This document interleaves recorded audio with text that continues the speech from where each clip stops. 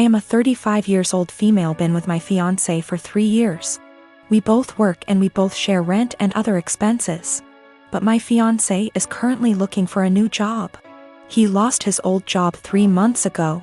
My family lives 30 minutes away, and although it's been difficult this year, I decided to get my brother, who has a chronic condition and struggled a lot lately and was in the hospital for a few days for anemia. The one thing he's been wanting for some time. I got him an Xbox that cost me $300. He was so happy, and I'm glad I was able to cheer him up during those times. My fiancé received a few gifts from his family, but he wasn't happy with any of them. I got him a perfume and he liked it. We were visiting my family and we had dinner with them. My fiancé looked at the Xbox I got for my brother and didn't stop talking about it. My parents noticed. I told him to stop complaining about what he got / didn't get this year. That made them uncomfortable, especially since they've been dealing with my brother's health issues and needed to relax. We got home and my fiancé took something from the closet and left for about an hour. I was asleep when he came back. In the morning, I was surprised to find my brother's Xbox in the closet.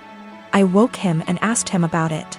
Turned out he dropped me off, drove back to my family's house, and exchanged the gift his aunt gave him, a $14 fancy pen, with my brother's Xbox. He said that my brother was happy to exchange gifts. I was so mad. I told him this wasn't for him, and he basically took something that is not his. Not to mention a pen for an Xbox. That's ridiculous. He told me that maybe I shouldn't have spent $300 while trying to pay for rent.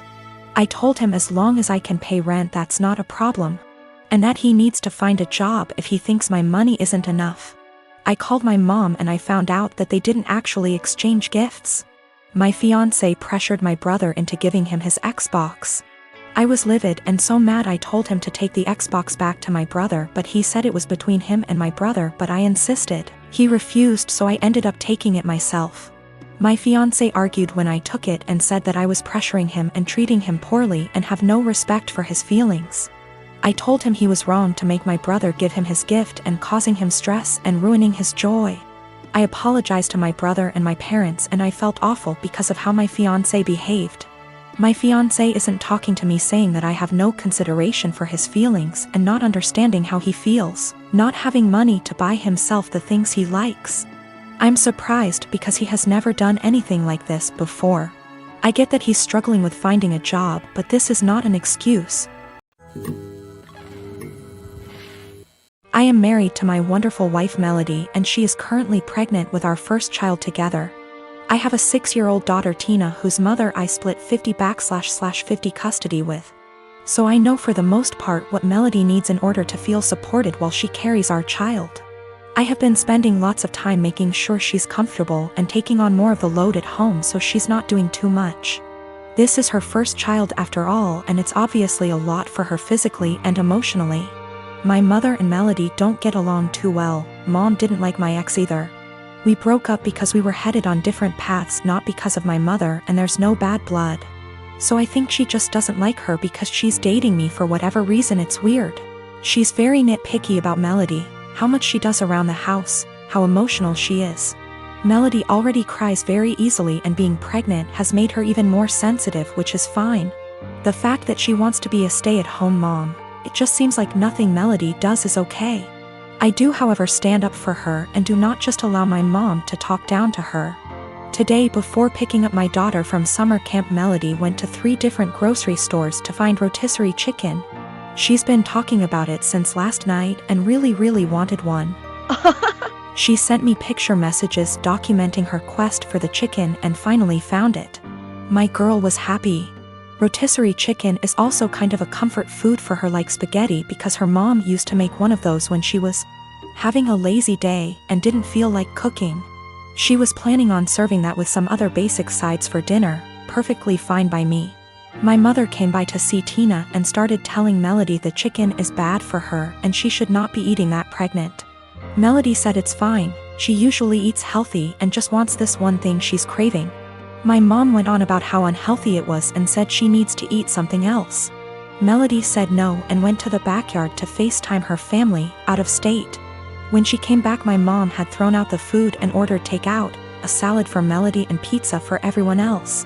Melody asked where the chicken was and my mother told her she needs to start being a responsible mother and eat correctly for the baby. Melody screamed, "What the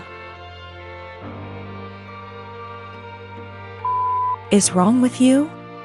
Why are you always such a..." to me?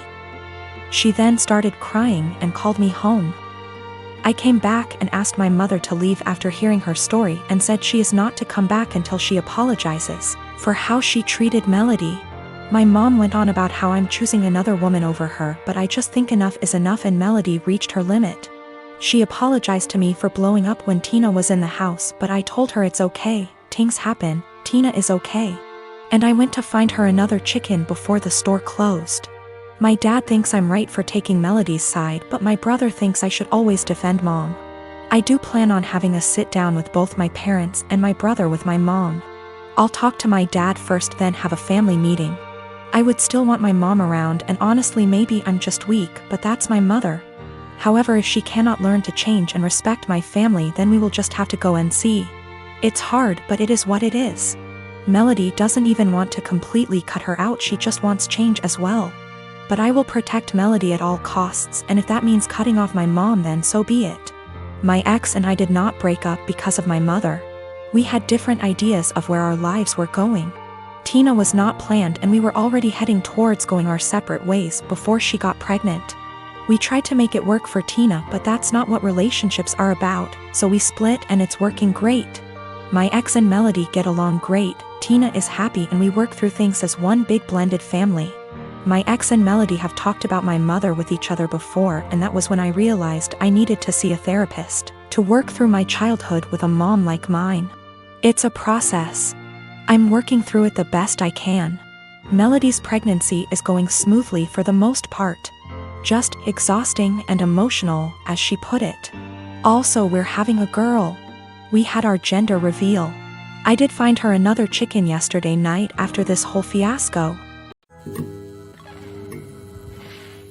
I have 2 kids, Clark and Kent. While they have the same father, only one of them is biologically my child. They were born within 6 months of each other. The boys are currently 6, and for various reasons I have full custody of both of them. I didn't speak to anyone in my family for several years, and we got back in touch in 2019. Due to the boys' ages, my family know I couldn't have carried both. Unless I have the gestation period of a hamster or the longest labor ever. I have explained to them how this all came to be, but in my explanation I neglected to tell them which was my biological child. Due to my ex having a type, the other woman looked enough like me that the boys could pass for twins. Same dark hair, blue eyes, pale skin, and both cleft chins and dimples. My brother jokes that they look like tiny supermen. People who know them refer to them as twins because aside from a few minor differences, they're practically identical. Frankly, if they were closer in age and I'd had full custody of both from the time they were born, I suspect I would have mixed them up a lot as babies. Shortly before Clark's birthday last year, my mom asked if she could see Clark's birth certificate. I asked why and she said she wanted to know the exact time he was born, so I told her. She asked if she could see the certificate anyway. I asked why. She said she just wanted to check. I said I'm his mother, I know when he was born. Then she asked the same thing about Kent and we went through the same conversation all over again. Mum eventually admitted that she just wanted to see the birth mother's name on each certificate. Which isn't even how that works, and I told her as much. This led to an argument where my stance was that I'm their mother, biology is irrelevant. Mum says if biology is irrelevant then it's not a big deal to tell her which of them is biologically mine. I said if she's so hung up on biology, then clearly it's a big deal to her and I don't want it to be a big deal. Especially as the boys themselves don't know. Mum feels this is incredibly selfish, narcissistic, and overall wrong.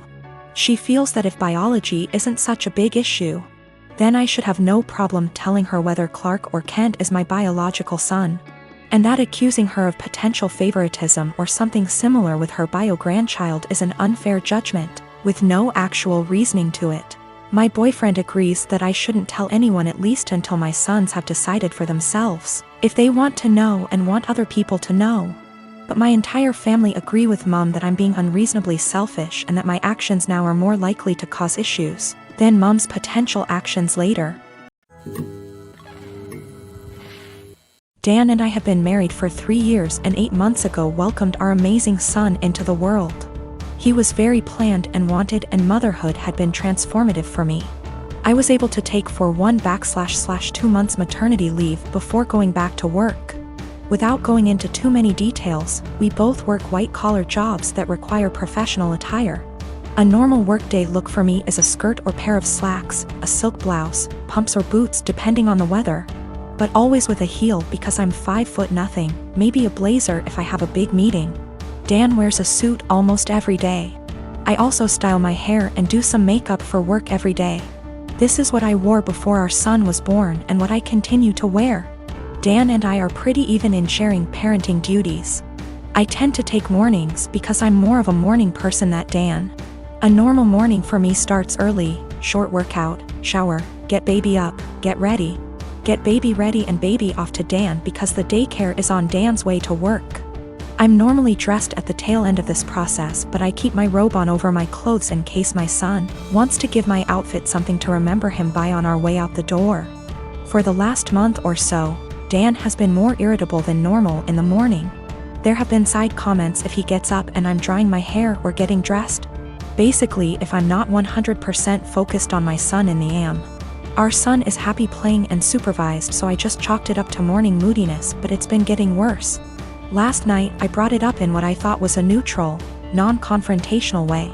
Basically, his answer was this: his mom was 100% a mom after her kids were born.